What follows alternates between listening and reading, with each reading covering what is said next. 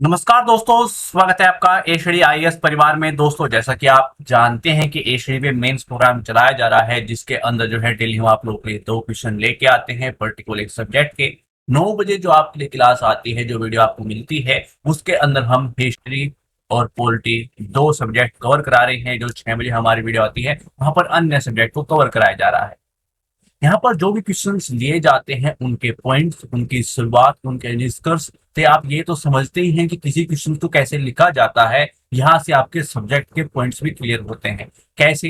देखिए, मान लीजिए हिस्ट्री और पॉलिटी के जब अच्छे खासे क्वेश्चंस हो जाएंगे, यानी कि आप जो है 100-200 क्वेश्चन पर्टिकुलर हिस्ट्री या फिर पॉलिटी के ऊपर आप लिख चुके होंगे, तो आप ये सोचिए कि आपका कितना बड़ा पोर्शन एक कवर हो चुका होगा। और ऐसे ही पूरी हिस्ट्री, पूरी पॉलिटी और आपके चारों जीएस पेपर के सभी सब्जेक्ट, उन सभी सब्जेक्ट के सारे जितने भी टॉपिक हैं वो, और पर्टिकुलर एक टॉपिक से जितने क्वेश्चंस क्रिएट हो सकते हैं। देखिए, क्वेश्चंस जो होते हैं वो पर्टिकुलर टॉपिक पर डिपेंड करते हैं कि वो कितना बड़ा टॉपिक है, कैसा टॉपिक है, कोई कंट्रोवर्सी टॉपिक है कि यानी कि किसी न किसी तरीके से वो किसी न किसी चीज के अंदर चर्चाओं के अंदर रहता है, तो उस पर बहुत सारे क्वेश्चंस क्रिएट हो सकते हैं। कोई ऐसा टॉपिक है जिसपे इतने क्वेश्चंस क्रिएट नहीं हो सकते हैं, 2 4 या 5 क्वेश्चंस क्रिएट होने के बाद, वहां से आने के बाद वो पूर्णतः कवर हो जाता है। तो ये पर्टिकुलर टॉपिक पे डिपेंड करता है। ठीक है। अब मान लीजिए कोई टॉपिक है जिसके ऊपर 5 क्वेश्चन से वो पूरा टॉपिक कवर हो रहा है, आपसे कैसे भी क्वेश्चन वहां से आए, कैसे भी घुमा फिरा के कैसे भी क्वेश्चन वहां से पूछा जाए, तो आपका वो टॉपिक क्लियर है। क्या क्लियर है? आपके वो पॉइंट्स क्लियर हैं जो उसमें आपको देने होते हैं। पर्टिकुलर कोई भी चीज पूछी जा रही है, कैसे भी पूछी जा रही है, उसके पॉइंट्स आपके पास है कि हाँ, यदि ये चीज पूछी जाती है तो मुझे इसके अंदर ये चीजें देनी है। जैसे मान लीजिए कोई पर्टिकुलर कोई टॉपिक है कि भाई इसके उपाय बताइए, इसकी चुनौतियां होती हैं, इसे किस तरह की कोई चीज पूछी गई है, ये 4 हैं, ये 5 पॉइंट चुनौतियों के हैं, ये 4 पॉइंट उपाय के हैं, ऐसे आपके पास वो पॉइंट्स हैं। अब वो किसी से किसी भी तरीके से कनेक्ट करके चीजें पूछे, आपके पास वो पॉइंट्स हैं, आराम से आप दे देंगे। यानी क्वेश्चन लिखना आपके लिए चीजें आसान हो जाएंगी। तो यदि आपके आंसर राइटिंग के हिसाब से आपका पूरा सब्जेक्ट कवर होता है, तो आपकी कितनी हेल्प होगी, आप समझ सकते हैं कि आपके अंदर जो चीजें आएंगी, जो पॉजिटिविटी आएगी चीजों को देखने की। हाँ, मेंस है जिससे आप इतना घबराते हैं। आज जो कुछ बच्चे हैं वो डरते हैं कि सर मेंस में आंसर राइटिंग मैं कैसे करूंगा, अच्छा आंसर कैसे लिखूंगा और कैसे मेरा मेंस क्रैक होगा। वो चीजें उसके लिए कितनी आसान हो जाएंगी, और आपकी जो सफलता है उसके बीच की दूरी जो है कम होती चली जाएगी, जैसे जैसे सब्जेक्ट कवर होते चले जाएंगे। और एक टाइम होगा जो आपको लगेगा कि मैं आसानी से मेंस क्रैक कर सकता हूँ। वो पॉजिटिविटी ही आपको चीजें कराने की हेल्प करती है, और वो आप ऐसे सीखते हैं जब उस तरीके से आप स्टडी करते हैं। यहाँ पर पर्टिकुलर दो एक डेली जो आपके लिए वीडियो आती है 9 बजे, और जो आपको वीडियो 6 बजे प्राप्त होती है पर्टिकुलर टाइम के अंदर। जैसे कुछ बच्चों को नहीं पता है, जो उम्मीदवार है उनको नहीं पता है, वो यहाँ पर वीडियो देखते हैं, क्लासेस लेते हैं, उनको ये पूछते हैं कमेंट बॉक्स में कि सर क्लास जो है किस किस टाइम पे होती है, ताकि मैं उसी टाइम पर जो है क्लासेस दे सकूं। देखिए, हिस्ट्री और पॉलिटी जो है 9 बजे आपको प्रॉपर 9 बजे आपको वीडियो मिल जाती है, प्रॉपर क्लासेज आपको आ जाती है। और 6 बजे जो अन्य सब्जेक्ट वहां पर कवर कराए जा रहे हैं, 6 बजे आपको एक अलग वीडियो मिल जाती है जहां पर अन्य सब्जेक्ट जो है वो कवर करा रहे हैं। ठीक है। आइए देखते हैं कि आज के महत्वपूर्ण क्वेश्चन कौन से हैं, जो कि आज का जो सेशन है, आज की जो क्लास है वो पॉलिटी के ऊपर है। हिस्ट्री और पॉलिटी यहाँ पर दो क्लासेज चल रही हैं। ठीक है। तो आज जो है पॉलिटी के ऊपर हम क्वेश्चन देखेंगे, कौन से इंपॉर्टेंट वो टॉपिक है, और उन दो इंपॉर्टेंट टॉपिक्स के कौन से वो दो क्वेश्चंस हैं जो हमारी मेंस की तैयारी में आपकी हेल्प करने वाले हैं, आपको वो पॉइंट्स प्रोवाइड करने वाले हैं जो आपको हेल्प करेंगे मेंस क्रैक करने में। तो आइए क्वेश्चन देखते हैं। जो न्यायाधीश है, न्यायाधीशों की आयु बढ़ाने से उच्च न्यायपालिका में सुधार करने में काफी हद तक मदद मिलेगी। इसका हमें करना क्या है? समालोचनात्मक विश्लेषण कीजिए, ये करना है। अब काफी बार काफी बच्चों के क्वेश्चन ये हैं कि जैसे कि आलोचनात्मक विश्लेषण कीजिए, विश्लेषण क्या होता है? जब कहीं पर आपको एक वर्ड मिले कि विश्लेषण क्या है, आलोचनात्मक करना हो तो उसका क्या करें, समालोचनात्मक करना हो तो उसका क्या करें, चर्चा करनी हो तो उसका क्या करें, व्याख्या करनी हो तो उसका क्या करें। बहुत सारे बहुत सारे वर्ड्स हैं, पुछले वर्ड्स हैं, टैलेंटर जिनको बोलते हैं। और उनसे आपके दिमाग में, शायद कुछ बच्चों के दिमाग में भय है कि यदि मान लीजिए समालोचनात्मक लिखा हुआ है तो मैंने आलोचनात्मक कर दिया या विश्लेषण कर दिया, या क्या मैंने कुछ और अन्य कर दिया तो क्या होगा, क्या वाकई घबराने की बात है, और इसमें मैं क्या करना होता है, पर्टिकुलर मुझे क्या लिखना होता है, कैसे क्वेश्चंस को देखना होता है, मैं क्या करूं। तो बहुत सारे बच्चों के क्वेश्चन है पर्टिकुलर अभी कुछ ही टाइम के अंदर जो है आपको कुछ ही दिनों के अंदर ये आपको प्रॉपर एक क्लास मिलेगी जिसके अंदर प्रॉपर आपको अच्छे से एग्जाम्पल सहित आपको बताया जाएगा कि हाँ जब वर्ड्स विश्लेषण आए तो क्या करना होता है, जब संतुलनात्मक में क्या करना होता है, क्या हमें वाकई इस चीज से डरने की जरूरत है कि नहीं है, ठीक है, कैसे इस चीज को हैंडल कर सकते हैं और इस चीज को हम कितना माने कि हाँ ये हमारे लिए ज्यादा खतरनाक या फिर इस तरह की चीजें हैं या पर्टिकुलर चीज पे बहुत ज्यादा फोकस करने की हमें जरूरत है या फिर नॉर्मल तरीके से चीज को समझ सकते हैं। वो सभी चीजें वहां पर आपको मिलेंगी और मैं प्रयास करूंगा कि आपका यदि उस चीज के अंदर बहुत अधिक भय आपके अंदर है, डर आपके अंदर है, वो कम हो सके, ठीक है, और पर्टिकुलर अच्छे से आपको ये सब चीजें समझ में आ सके। तो आज दूसरा क्वेश्चन देख लेते हैं। राष्ट्रीय अनुसूचित जनजाति आयोग जो है इसकी स्थापना एसटी के हितों को आगे बढ़ाने के लिए की गई थी। हालांकि जो पिछले 4 वर्षों में यह निष्कर्ष रहा है कि यह एक भी रिपोर्ट तैयार नहीं की है, यानी कि इस आयोग ने एक भी रिपोर्ट तैयार नहीं की है। इस संदर्भ में जो है जनजाति आयोग जो है समस्याओं पर चर्चा कीजिए, इसके सामने क्या क्या समस्याएं हैं, ठीक है, और इसमें सुधार के लिए विचार प्रस्तुत कीजिए। सिंपल साधारण कुछ खंडों में बटा हुआ क्वेश्चन है। पहले हमें क्या करेंगे कि इस चीज को लिखेंगे, मैं आपको क्वेश्चन जब बताऊंगा तब इस चीज के बारे में डिटेल बता दूंगा। आइए शुरुआत करते हैं कि इनको कैसे कैसे लिखा जा सकता है, ठीक है। पहला क्वेश्चन जो हमने लिया है कि न्यायाधीशों की आयु बढ़ाने से उच्च न्यायपालिका में सुधार करने में काफी हद तक जो है मदद मिलेगी। इसका हमें क्या करना है, समालोचनात्मक विश्लेषण हमें करना है। तो आइए करते हैं, इसकी शुरुआत करते हैं, ठीक है। देखिए वैट चैलर रिपोर्ट जो है, ऐसी कोई रिपोर्ट हो तो वो किस डिपेंड है, किस चीज पे पर्टिकुलर किस मुद्दे पे है, कैसी है, उसको फर्स्ट टॉपिक के अंदर थोड़ा सा लिख दीजिए, ठीक है। देखिए कि संविधान के कामकाज की समीक्षा के लिए राष्ट्रीय आयोग की रिपोर्ट 2002, ये क्या है फर्स्ट कॉमे के अंदर है। यदि आपको पर्टिकुलर रिपोर्ट होगी जिस टाइम पीरियड पे आप लिख रहे हैं अपडेट रिपोर्ट का जिक्र कीजिएगा, ठीक है। ये देखिएगा ने सिफारिश की कि उच्च न्यायालय के न्यायाधीशों की जो है सेवानिवृत्त की आयु बढ़ाकर 65 वर्ष की जानी चाहिए। उच्चतम न्यायालय के न्यायाधीश की जो सेवानिवृत्ति है उसकी आयु जो है 68 साल तक बढ़ाई जानी चाहिए।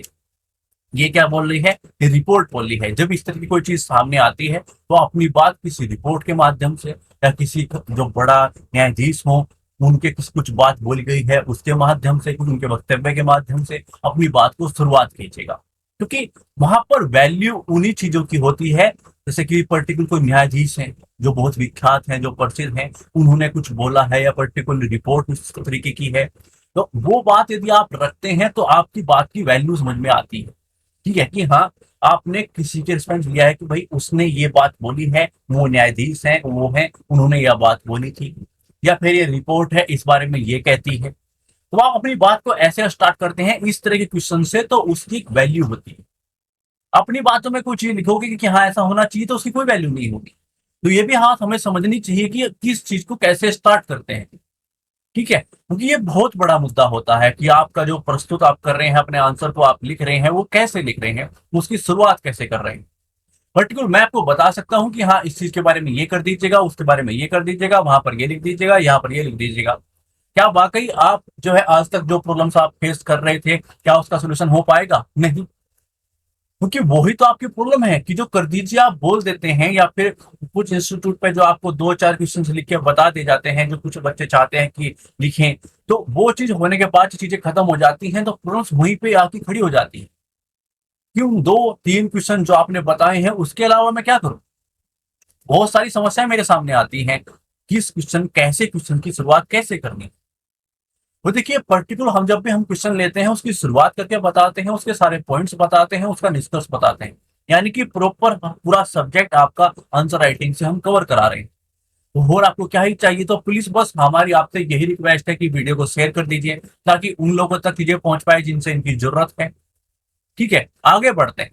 वर्ष 2010 में जो है संविधान 114 संविधान संशोधन जो है वो विधेयक के माध्यम से उच्च न्यायालय के न्यायाधीशों की सेवानिवृत्ति की आयु बढ़ाकर 65 वर्ष करने के लिए पेश किया गया था। हालांकि इससे संसद में विचार के लिए नहीं लिया गया और 15वीं लोकसभा के विघटन के बाद जो है ये समाप्त हो गया, ठीक है। उससे संबंधित कोई विधेयक आया था, उसकी हमने चर्चा की, संशोधन की, वो चीज आया और 15 लोकसभा में वह समाप्त हो गया, ठीक है। इस तरह कोई चीज का आप जिक्र करते हुए बता सकते हैं कि हाँ ये चीज लाई गई थी मगर बाद में जो है समाप्त हो गई, क्यों? क्योंकि ये उस चीज से संबंधित है। आगे बढ़ते हैं। आप देखते हैं वो पॉइंट कि वाकई हमें इस चीज की आवश्यकता है कि नहीं है। और आयु बढ़ाने की आवश्यकता के बारे में बात करेंगे कि वो क्यों है।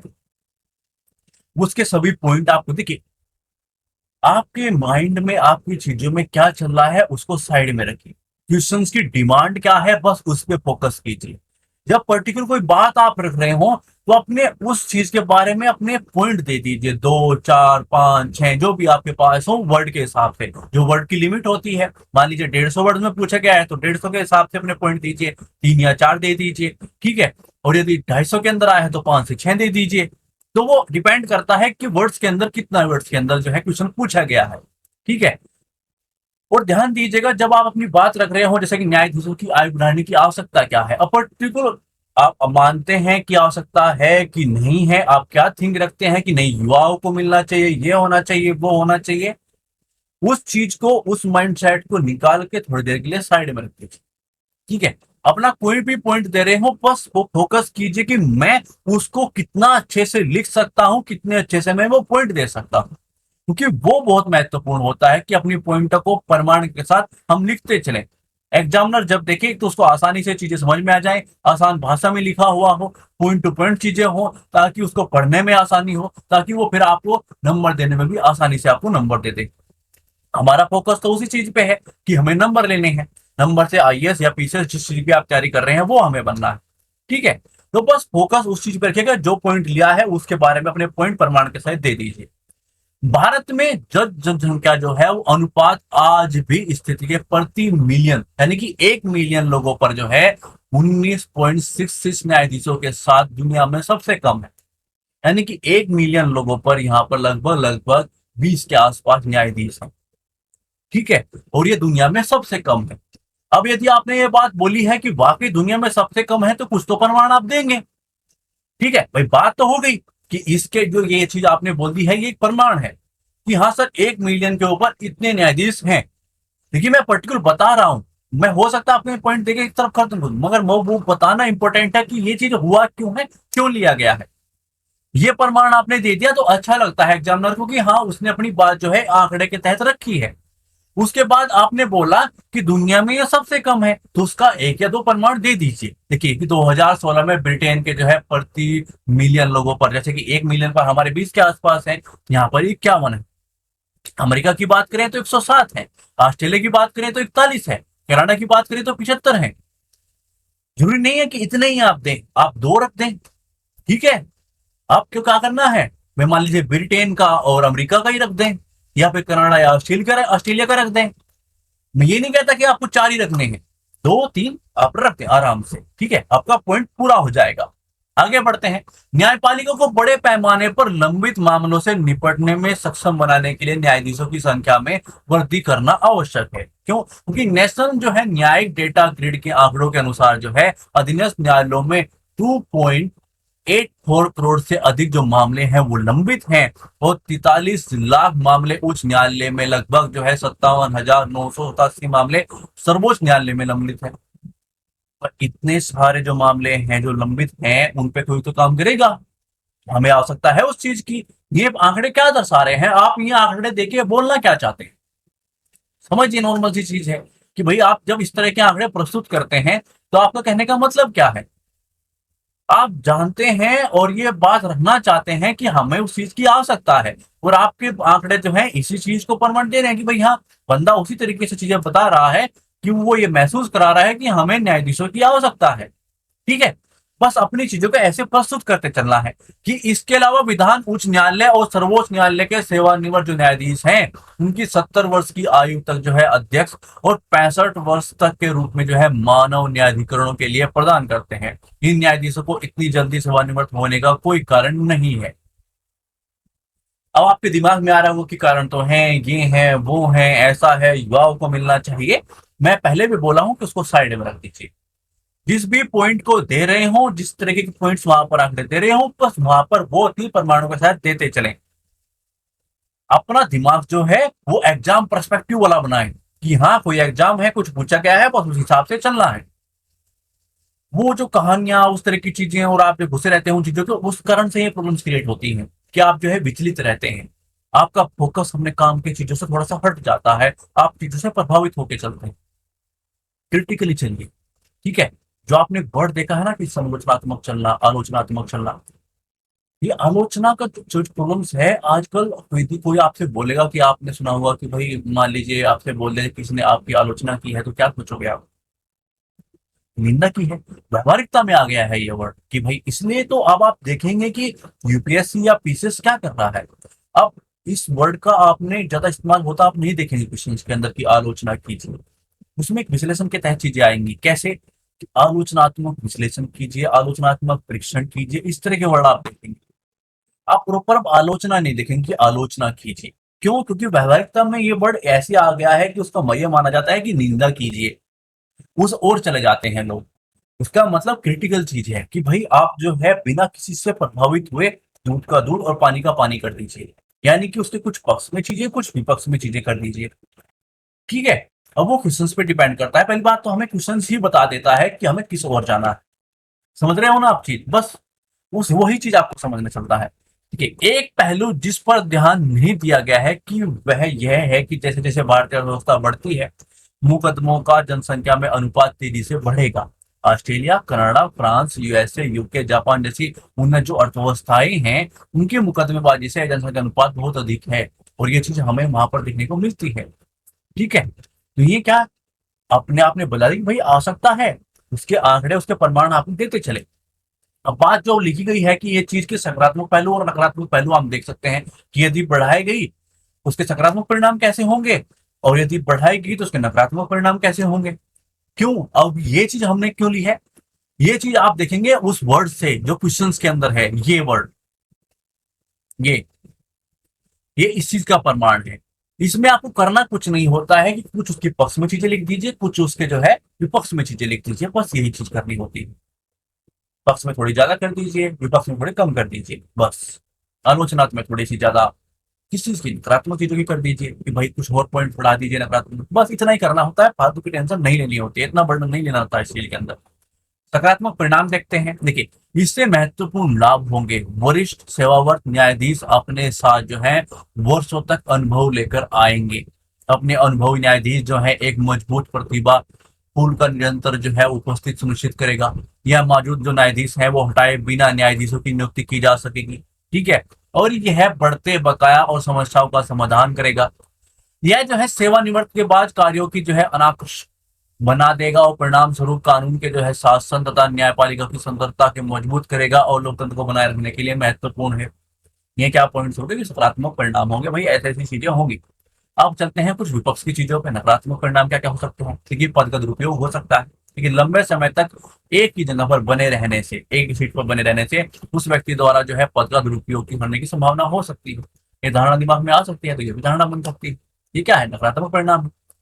युवा पीढ़ी की राय में कमी। देखिए, वरिष्ठों द्वारा जो है उच्च पदों को धारण करने से जो है नई पीढ़ी की जो राय है, जो नई प्रॉब्लम्स हैं उसको कौन फेस कर सकता है, नई तो समझते हैं उस चीज को, तो इच्छा शक्ति की जो है उपेक्षा होगी, और महत्वपूर्ण जो है सामाजिक विषयों पर युवा पीढ़ी की राय में विविधता की कमी हो जाएगी। ये आप क्या देख रहे हैं? नकारात्मक परिणाम है। ठीक है, अब उन पॉइंटों पे चलते हैं कि भाई सब करें क्या, आगे क्या हो सकता है, निष्कर्ष क्या हो सकता है। भारत मामलों के जो है पैक लोग 12 मासी मुद्दे का सामना जो है वो करता है। न्यायाधीशों की आयु बढ़ाने से जो है निश्चित रूप से मुद्दे को हल करने में मदद मिलेगी। उच्चतम न्यायालय और उच्च न्यायालय के न्यायाधीशों की जो सेवानिवृत्ति की आयु बढ़ाई जा सकती है, लेकिन सेवानिवृत्ति की आयु तक पहुंचने से पहले जो है छोड़ने के विकल्प था। जी मामले में प्रचलित एक प्रथा है जहां शीर्ष अदालत के न्यायाधीश जो है 65 वर्ष की आयु से सेवानिवृत्त होने के लिए नियुक्त किए जाते हैं, लेकिन वो 70 वर्ष की आयु रखने का एक विकल्प चुन सकते हैं। तो यहाँ से आप एक जगह के एक प्रमाण देते हुए वहां किसी चीज का जिक्र करते हुए बता सकते हैं कि ये चीज ठीक है, लेकिन इस चीज का ये भी प्रॉब्लम हो सकती है, और ये चीज की जा सकती है, ऐसा वहां पर होता है। आपने अपनी बात रख दी, ठीक है। अब ऐसे आप अपनी पॉइंट्स रख सकते हैं। ठीक है, इसके अलावा केवल न्यायाधीशों की सेवानिवृत्ति की आयु बढ़ाना भारतीय न्यायपालिका में समस्या का समाधान नहीं है, क्योंकि प्रॉब्लम्स हम किस चीज को एड्रेस कर रहे हैं। हमने जो अपनी आवश्यकता के बारे में बात की और वो पॉइंट देखी हैं, जो समस्याएं आई हैं वो केवल इस चीज से नहीं उतर सकती हैं, वो उसमें हमें अन्य काम भी करने पड़ेंगे। इस चीज का आपको जिक्र कर देना चाहिए। ठीक है, पारदर्शिता की कमी, आप फर्स्ट कॉमे के अंदर आप क्या लिखेंगे कि विशेषकर न्यायाधीशों की नियुक्ति से संबंधित। ठीक है, नॉर्मल चीज अलग होती है, आपका थोड़ा सा आंसर जो है और अच्छा नजर आए, आपकी बातें और अच्छी नजर आए, वो ये विशेषकर फर्स्ट कॉमे के अंदर जो चीजें होती हैं वो लिखना इंपॉर्टेंट होता है। क्यों? क्वेश्चन तो पूरा हो गया, इंपॉर्टेंट इसलिए है कि आपका आंसर, एक नॉर्मल आंसर थोड़ा सा ऊपर बढ़ जाए। और थोड़ा थोड़ा करके, जैसे कि वाले कुछ बातें हैं वो रख रहे हैं, किसी चीजों का इस्तेमाल कर रहे हैं वो कर रहे हैं, ऐसे ही करके किसी अन्य के आंसर से आपका आंसर वो तो ऊपर चला जाता है, और वही आप उसको बाहर और आपको सिलेक्ट करवा देता है। ठीक है, अभियुक्तों के विचाराधीन जानकारी की कमी और लोगों की अदालतों के बीच में जो है बातचीत जैसे कि अन्य मुद्दों को भी संबोधित किया जाना चाहिए। ये क्या है, डिस्कस कर लिया। अगले क्वेश्चन की ओर बढ़ते हैं। देखिए, अगला क्वेश्चन है कि राष्ट्रीय अनुसूचित जनजाति आयोग, यानी कि एक आयोग है, उसकी कोई स्थापना है। तो पहला पॉइंट तो यही होगा कि उसके बारे में हम बताएंगे कि भाई आयोग है, ऐसे संविधान के अंदर ये यहाँ पर क्योंकि पॉलिटी से संबंधित है, एक आयोग है तो किसी किसी आर्टिकल संबंधित होगा, उसी का जिक्र करना हमारे लिए इंपॉर्टेंट है, उसी चीज से शुरुआत करनी भी हमारे लिए इंपॉर्टेंट है। कोई चीज है तो उसके बारे में बताते हुए आगे बढ़ना है। अब अगला पॉइंट क्या आया, एक चीज यहाँ पर खत्म हो गई। ठीक है, अगला पॉइंट आपका क्या आया कि हालांकि पिछले 4 वर्षों में यह निष्कर्ष हुआ है, ठीक है, ये चीज रही है कि यह एक भी रिपोर्ट तैयार नहीं कर पाई, यानी कि कुछ प्रॉब्लम्स हुई हैं, ये काम अच्छे से नहीं किया है, कुछ पॉइंट उसके हमें देने हैं। एक चीज यहाँ पर खत्म हो गई। ठीक है, इस संदर्भ में जो है ये जो आयोग है इसकी समस्याओं पर हमें चर्चा करनी है। भाई इसके सामने प्रॉब्लम्स क्या क्या हैं उस पीच पे हम चर्चा करेंगे। तो एक पॉइंट ये हो गया, इससे सुधारने के लिए विचार प्रस्तुत करें, प्रस्तुत करने हैं हमें, तो उसके कुछ उपाय बताएंगे। एक चीज ये क्लियर हो गई, जब हम समझ जाते हैं कि एग्जैक्ट जो हमसे पूछा गया है क्वेश्चन वो हमसे क्या चाहता है, तो मान लीजिए कि 50% काम खत्म हो जाता है।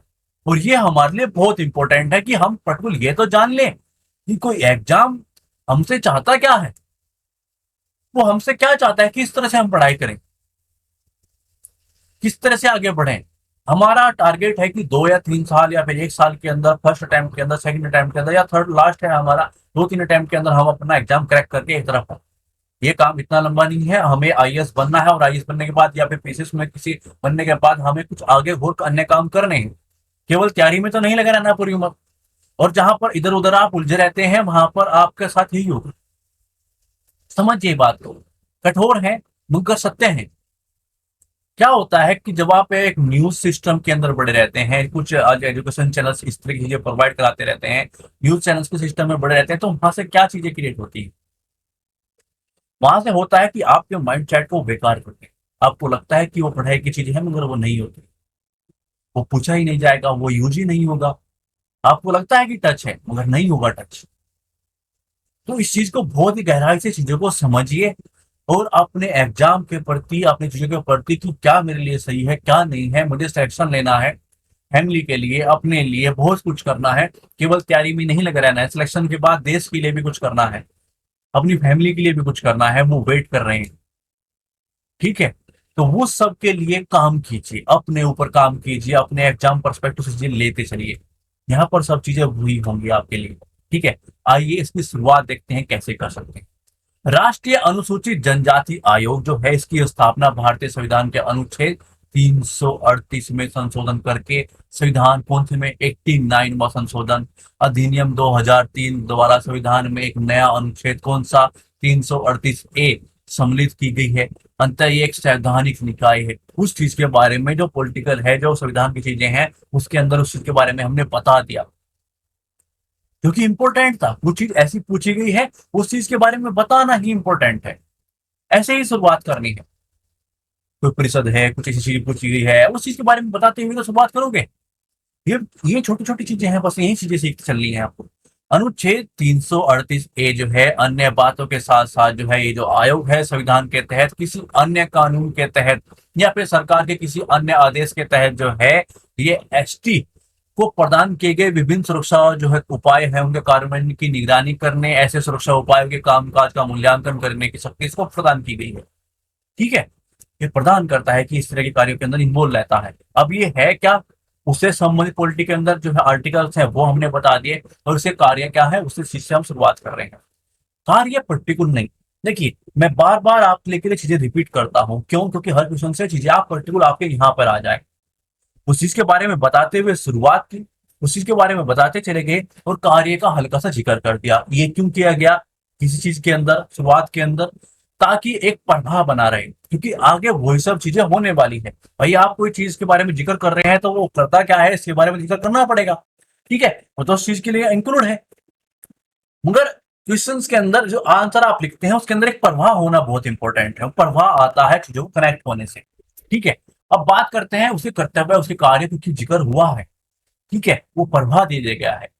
ये जो आयोग है संविधान के तहत अन्य कानूनों के तहत जो है अनुसूचित जनजाति के लिए प्रदान किए गए सुरक्षा उपाय से संबंधित मामलों की जांच व निगरानी का अधिकार है।